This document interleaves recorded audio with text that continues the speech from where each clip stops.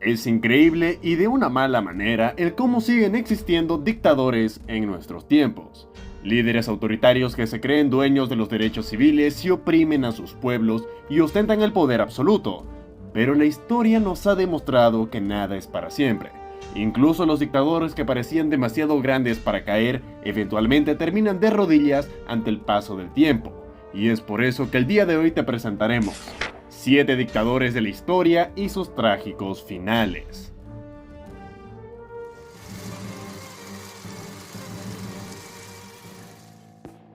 A la vista está de que no podemos cubrir a todos los dictadores de la historia, ni siquiera los del siglo XX, y es por eso que decidí tomar una lista de los 7 dictadores más icónicos de la historia reciente y ordenarlos desde la muerte más piadosa hasta el final más brutal del que hemos sido testigos.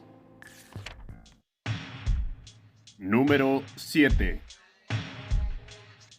Francisco Franco. El dictador español es uno de los pocos afortunados dictadores del siglo XX en fallecer pacíficamente.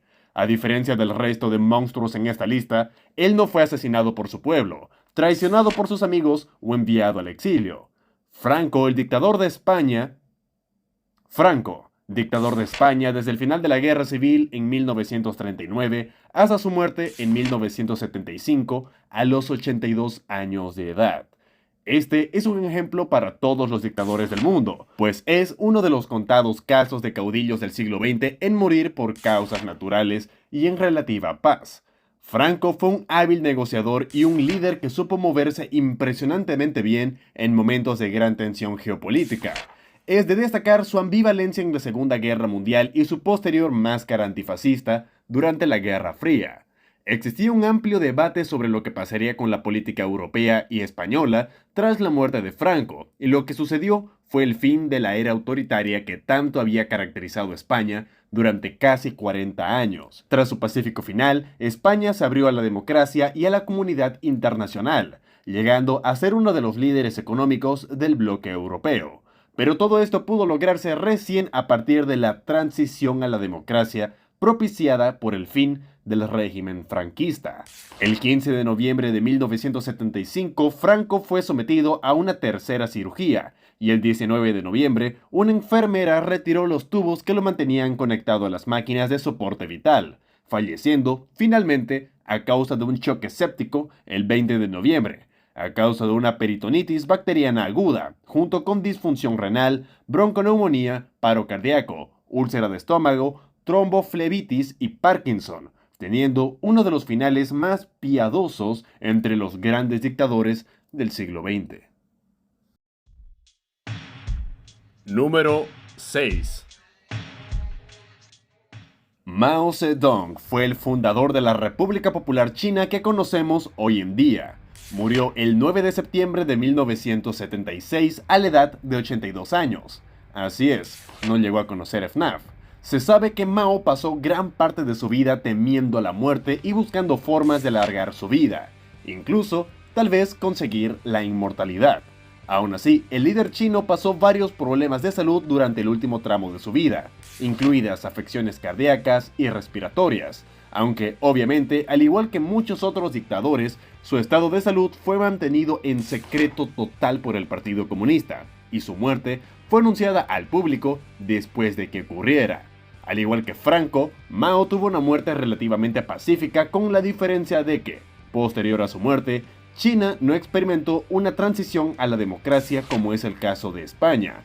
Sí, China se abrió en parte y se reformó de muchas maneras gracias al cambio de dirección de Deng Xiaoping, pero, por lo menos en lo que concierne a la China moderna, luego del pacífico fallecimiento de Mao, las cosas, políticamente hablando, no están tan alejadas de lo que fue en su época. Número 5. Continuamos con los dictadores que murieron en cama, aunque este caso es algo diferente. Joseph Stalin, el hombre de acero y líder de la Unión Soviética desde los años 20 hasta su muerte el 5 de marzo de 1953. Los últimos días de Stalin estuvieron marcados por un deterioro físico y mental, producto de los años de estrés y las enfermedades que sufrió a lo largo de su vida. Al igual que muchos otros líderes, luego de la guerra experimentó un deterioro en su estado de salud, además de paranoia en contra de todo el mundo. Stalin fue famoso por las purgas a grandes dirigentes del partido, y en el último tramo de su vida, esto se extendió hacia muchos doctores del país, en lo que se conoció como el complot de los médicos. Esto fue en parte lo que ocasionó su agónica muerte, y es que Stalin sufría arteriosclerosis. Esto por beber y fumar en exceso, así como por todo el estrés que tuvo en su vida política. El 1 de marzo de 1953, Stalin sufrió un derrame cerebral en su casa de campo. Fue encontrado inconsciente en el suelo después al día siguiente. Eso porque nadie se atrevería a entrar en su habitación. Se cree que su muerte pudo ser el resultado de una conspiración con miembros de su propio partido, quienes retrasaban deliberadamente la ayuda médica para matar más rápido al dictador, así como porque los mejores médicos del país estaban encarcelados producto del complot que el mismo Stalin había ordenado. Los últimos días de su vida estuvieron marcados por un Stalin lleno de odio e impotencia, siendo agónicos y consciente el mismo Stalin de que estaba por morir, y a sus camaradas más allegados del partido les emocionaba la idea de que eso sucediera lo antes posible. Se dice que mientras sus visitantes iban a verlo en su lecho de muerte, se acercaban un Stalin casi ciego y mudo para susurrarle insultos y malos deseos, siendo traicionado por sus allegados cuando su estado de salud se vio debilitado. Número 4. Napoleón Bonaparte murió el 5 de mayo de 1821 en la isla de Santa Helena, donde había sido exiliado por los británicos tras su derrota en la batalla de Waterloo en 1815. Luego de su segunda caída, Napoleón había sido enviado a Santa Helena, una isla remota en el Atlántico Sur. Durante su tiempo en la isla, Napoleón vivió bajo vigilancia estricta en la residencia de Longwood House. Su salud comenzó a deteriorarse notablemente durante su exilio, afectado por el aislamiento y el clima húmedo de la isla. Las circunstancias exactas de la muerte de Napoleón han sido objeto de debate. Según los informes oficiales de la época, murió de un cáncer de estómago, una enfermedad que también había afectado a su padre. Su médico personal, Francesco Antomarchi, realizó una autopsia que apoyó esta conclusión, describiendo un gran tumor en su estómago. Sin embargo, en las décadas siguientes han surgido teorías alternativas que sugieren que Napoleón podría haber sido envenenado con arsénico, basándose en análisis posteriores de muestras de su cabello que mostraron altos niveles de este veneno. Así, el dictador francés más emblemático de todos los tiempos habría muerto luego de perder su segunda batalla tras su regreso la primera vez, y pasando 7 largos años en el exilio, lamentándose con remordimiento y finalmente siendo envenenado para evitar un segundo regreso. Número 3. Existe mucha controversia sobre el destino final de Adolf Hitler. Hay quienes sostienen que logró escapar de Berlín con rumbo a la Antártida o hacia Sudamérica. En particular, estas conspiraciones vienen de la propaganda soviética en la era de Stalin, pero por ahora la versión oficial dicta que el dictador Hitler encontró su final en la batalla de Berlín. El tío Adolf fue un gran líder alemán desde 1933 hasta 1945. Se sabe que murió el 30 de abril de ese mismo año en Berlín, en medio de la derrota inminente de su Alemania durante la guerra. En su último tramo de vida se sabe que Hitler estaba particularmente paranoico, desconfiaba de todo el mundo y propiciaba palabras de odio hacia sus allegados. Esto en parte porque al final de su vida, producto del estrés, el dictador de origen austriaco pasaba casi todo el día drogado con medicamentos como metanfetaminas, Eucodal y Pervitin. Esto lo volvió bastante errático. También se sabe que los últimos meses se la pasó cuidándose la espalda de sus fieles seguidores, en parte por lo ocurrido durante el atentado de la Operación Valkyria. Esto, sumado a la realización de que la guerra estaba perdida, llevaron al Führer a quitarse la vida en su búnker debajo de la Cancillería de Berlín junto a su esposa Eva Braun a finales de abril del 45. Según la versión oficial, esto lo hizo tras ingerir una cápsula de cianuro y luego dispararse en la cabeza. Posteriormente, siguiendo sus órdenes, sus hombres llevaron sus cuerpos al jardín de la Cancillería, en donde fueron incinerados. Los últimos días de este monstruo estuvieron llenos de depresión, angustia, paranoia, decepción y mucho estrés, lo cual es bastante duro para una persona, pero no es ni de lejos un castigo merecido para la clase de ser humano que fue uno de los mayores monstruos del siglo XX. Número 2.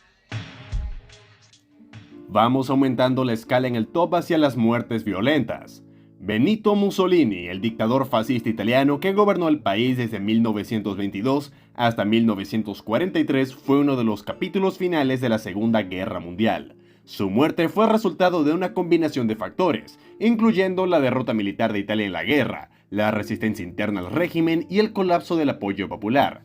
El inicio de su caída tiene lugar en 1943 tras la invasión aliada en Sicilia. El Gran Consejo Fascista, que había sido leal a Mussolini durante décadas, votó para destituirlo del poder. Fue arrestado y encarcelado, pero posteriormente rescatado por comandos alemanes en una operación de película y colocado como jefe de un gobierno títere en el norte de Italia, conocido como la República de Salò. Sin embargo, para 1945 la situación era insostenible. A finales de abril, Mussolini intentó escapar de Italia hacia Suiza o Alemania, disfrazado de soldado alemán, acompañado por su amante, Clara Petacci, y un pequeño grupo de leales. Sin embargo, fueron descubiertos y detenidos el 27 de abril por partisanos y el 28, sin juicio, fue llevado al pueblo de Giuliano di Mesegra. Allí ambos fueron ejecutados.